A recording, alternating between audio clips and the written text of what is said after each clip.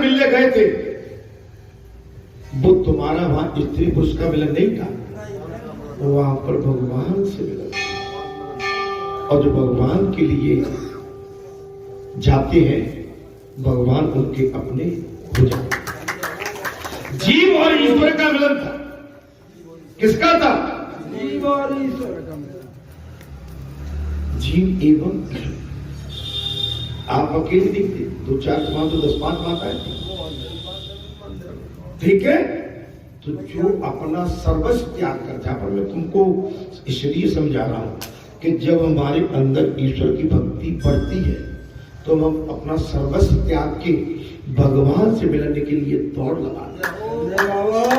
तो भगवान से मिलने के लिए जो दौड़ लगाता है वही अमर हो जाता है। ये रास लीला 6 मास तक चली बात। 6 महीने की कितने टाइम चली? 6 महीना तक। क्या 6 मास तक ब्रजरानियां अपने घर से बाहर नहीं रहते? भगवान की लीला को समझ में नहीं आई। ये रास मंडल कितने टाइम चला? 6 महीने।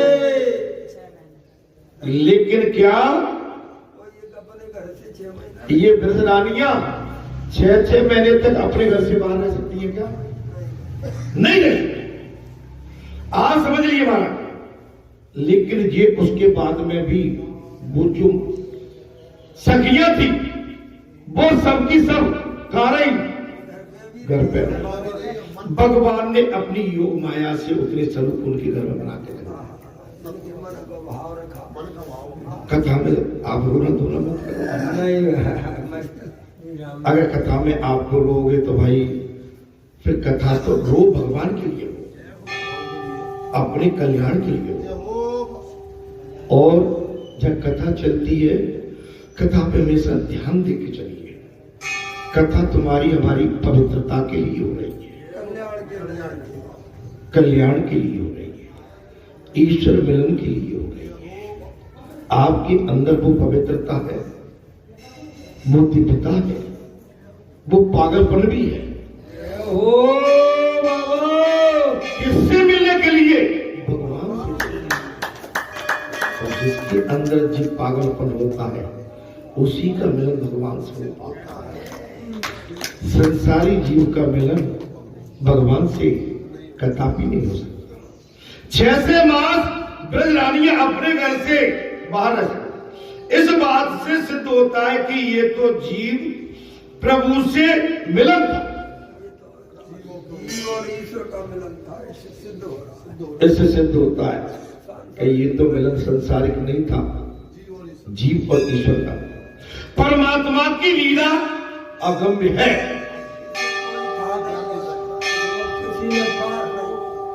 परमात्मा की लीला कैसी है? अगम्य। अगम्य। ब्रह्म के साथ विलास, ये रास है मिलन। ब्रह्म से ब्रह्म का विलास, यही तो सबसे बड़ा मिलन है। श्री कृष्ण तो गोपियों में ही नहीं, गोपियों के पति में भी, सभी देहधारी जीवियों में आत्म रूप से विराजते। गोपियों में नहीं, उनके पतियों में भी। माने भगवान श्री कृष्ण ने उनके पतियों की बुद्धि को भी शुद्ध करके रखा था कि तुम्हारी पत्नियां भगवान के पास गई हैं तो मन में शंका, मन में किसी प्रकार का, ये तो ईश्वर है, सभी के साक्षी और परम पति है। ये तो ईश्वर है, सभी के साक्षी है और परम पति है।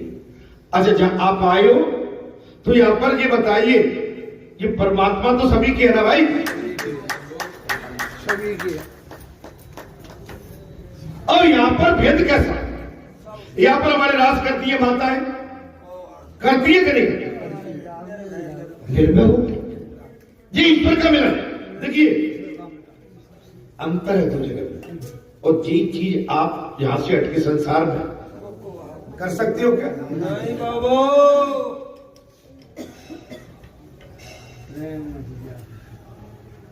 कई कथा चल रही होगी तो आप निर्भीक होकर कहिए। हम कितने भी, अच्छा एक बात, ये आप हम कथा यहाँ कह रहे हैं और ये कथा रास्ते में जाके हम कहीं जाके कहते हैं तो कथा नहीं, उसका हर चीज का कहीं ना कहीं महत्व है। अपना जो कुछ है अपना महत्व है, ठीक है। तो जब हमारी माताएं, अब चलो ना, अब माता, देखो मैं आपकी बात फिर कहता हूं, जब भगवान ने वृंदावन में रास मंडल का आयोजन किया था या तो वहां पर कोई देवता आया था क्या? देवरानी आई थी, आई थी। अच्छा कोई देवता उसमें जा सकता था क्या? निषेध था कि नहीं निषेध? लेकिन महाराज भगवान शंकर नहीं माने कि बोले हम तो जाए। तो आप ये समझ लो कि आप भगवान शंकर ही हो इस समय। जब कोई रास मंडल चल रहा हो जहां निषेध है, अगर ऐसा हम पहुंच गए तो भगवान शंकर है। हमारे बगैर रास मंडल के, बगैर सत्संग के हम एक मिनट रह नहीं सकते। हमारी वृत्ति जब इस तरह की हो जाएगी तब आनंद आएगा। मैं कथा की ओर आता हूं। श्री कृष्ण तो गोपियों में ही नहीं, गोपियों के पति में और सभी देवदारियों के आत्मरूप से विराजमान थे। आप समझ सकते, ये तो ईश्वर है और सभी के साक्षी और परम पति है। वो ईश्वर भी है, सबके साक्षी भी है और परम पति है। वो सब जानते हैं, सबको पहचानते हैं। लेकिन भगवान ने उसके बाद भी कहता कि भाई गोपियां हो तो अपने घर परिवार को देखो। ऐसा तो नहीं है तुम्हारे घर परिवार के लोग कोई किसी तरह का उल्हाना देते हो, किसी तरह का तुम्हें सताते हो। अभी पिछले मंगलवार को हमने कही तुझे यार पीछे बैठी बोले नहीं कहते तो बालाजी दौड़ लगाते रहते, यह कथा में दौड़ लगाते रहते। बालाजी से मतलब नहीं है, कथा जहां भी चलती है हमारी माताओं की वृत्ति होती है कि कथा रहती है। हम पुरुषों की मति कम होती है, लेकिन माताओं की हमारे ज्यादा रहता है कि वो कहीं भी कथा कोई धर्म का स्थान मत जाने की चेष्टा उनके मन में ज्यादा रहती, चल सकती है। लेकिन उसमें भी कुछ घर परिवार के लोग ऐसे होते हैं कि उसमें गुप्त के नहीं भाई मत जाइए, लेकिन हमारी माता जाके चले जाए। तो ये इस समय उन गोपियों की मति गति भगवान के साथ बिल्कुल वही काम। बोले नहीं, वो तो सभी के साक्षी और परमपति है। भगवान श्री कृष्ण आत्मा है, राधा जी आत्मा का वृत्ति है, गोपियां आत्मा विभुक्त वृत्तियां हैं। छोटा बालक निर्विकार भाव से दर्पण में दिखाई देते हुए अपने प्रतिबिंब से खेलता। छोटा बालक एक दर्पण के सामने, और दर्पण जब उसकी परछाई उसमें जाती है तो अपने प्रतिबिंब से खेलने लगता है। इसी प्रकार इस लीला में आत्मा का आत्मा के साथ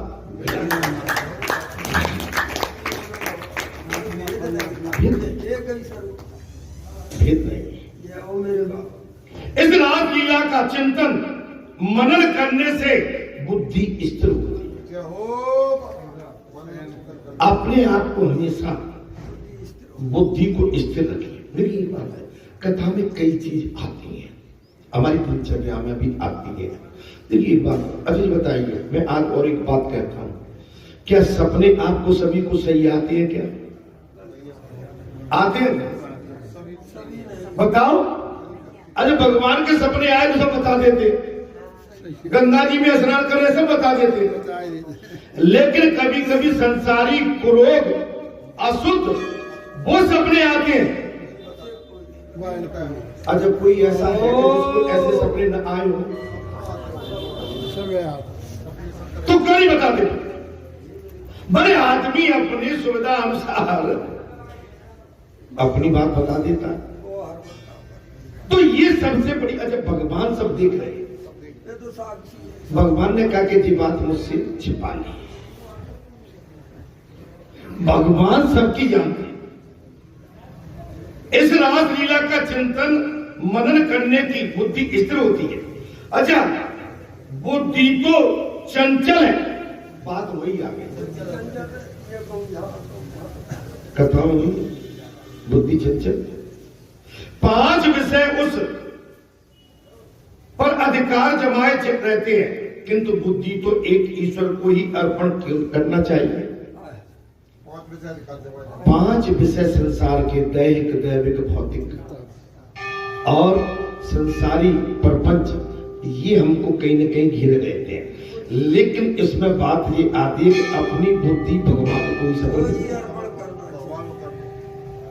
जबकि हम इससे कई बार बच जाते हैं। भगवान को जो चीज हमको अर्पण करना चाहिए उसको न करते हुए भगवान को भी हमको भाव अर्पण कर देते हैं। जीव का सच्चा पति तो ईश्वर है, सच्चा पति ईश्वर।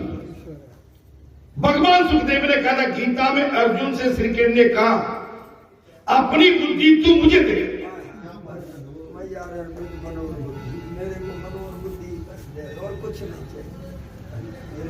कुरुक्षेत्र में गीता में भगवान श्री कृष्ण ने अर्जुन से यही कहा था, तू तर्क कुतर्क मत कर। ये दादा, ये परदादा, ये कुटुंब, ये परिवार, ये पिता माँ, ये मेरा परिवार, ये नहीं। तू अपनी बुद्धि मुझे दे, मुझे देख, बस मुझे देखेगा तो तेरा प्रभु। और जब तक संसार को देखेगा तो तू संसार की भूल भुलैया में फंस के परेशान।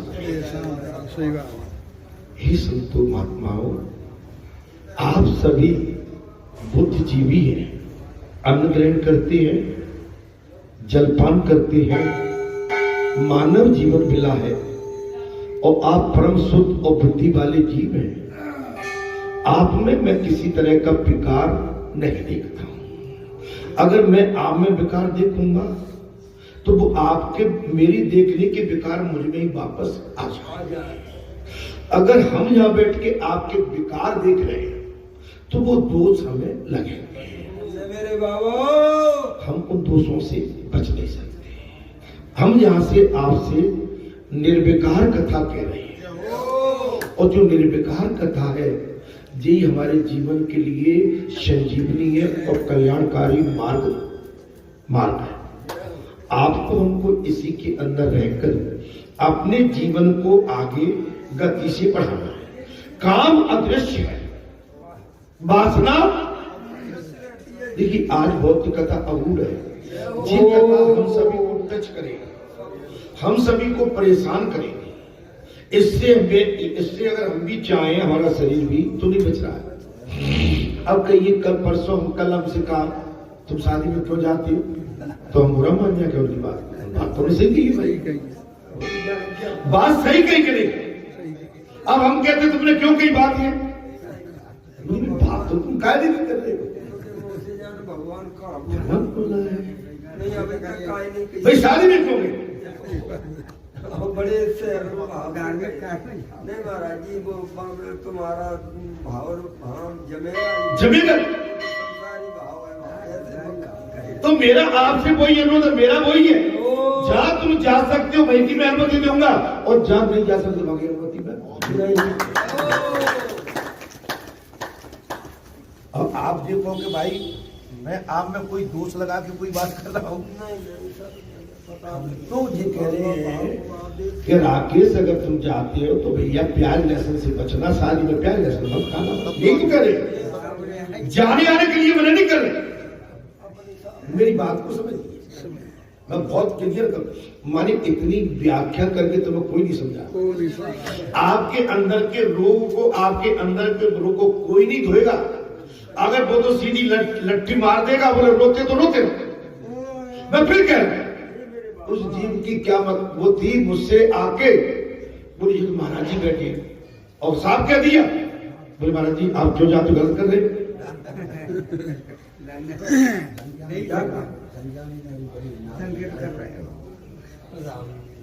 हमने उनकी बात को मंत्र मान लिया। क्या मान लिया?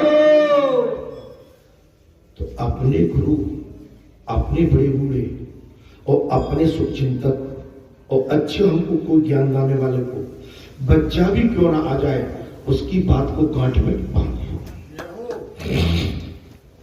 मैं ठीक बोल, मेरी बात से सहमत? हाँ नहीं बेटा, मैं तो बड़ा क्लियर कर, बाबा मैं तो समझा ही सकता हूँ, क्योंकि कथा में कोई बात आ जाती है तो मैं हमेशा उसको समझाने का प्रयास करता हूँ। तुम्हारी प्रसन्नता में मेरी प्रसन्नता है, और तुम प्रसन्न नहीं हो, तुम्हें भले कितना भी यहाँ आनंद बांटो, प्रसन्नता पाए, कोई मतलब नहीं हो सकता। यह प्रसन्नता है, यह व्यवहारिकता है, यह पवित्रता है, यह आज्ञा का पालन होता है, और माने आपका भाव ही दोनों तरफ से आदान प्रदान होता है, एक तरफ से नहीं। मैं तो कल माने आपको विश्वास नहीं बोलोगे, मैं कल उसका चिंतन करता रहा हूं। मेरे को तो उस समय ये लगा मैं अभी कह दूं भैया मैं अभी निर्णय ले लेता हूं,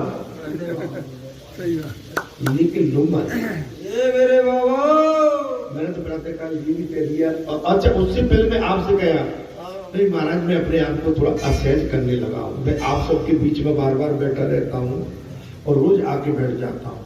मैं बहुत कहीं अब ये बैठा बाटी से चर्चा से मेरे मुंह से भी कोई ना कोई कड़वी मीठी बात निकली जाती है। क्या होती है? आज तो अगर मैं किसी को एक चेटी को भी अगर ऐसे पैर से नीचे रख दूं तो वो भी मुझे पाप लग रहा है। तो मैं आपको अगर कहने के बाद में आप असहज हो जाओ, तो भाई बेकार है आपके बीच में बैठे, मुझे क्या लेना देना नहीं। अरे बात तो फिर सच्ची कही जाएगी, भले की भाई गुरु का क्या काम है, समझ आना, बात तो सत्य कही जाएगी।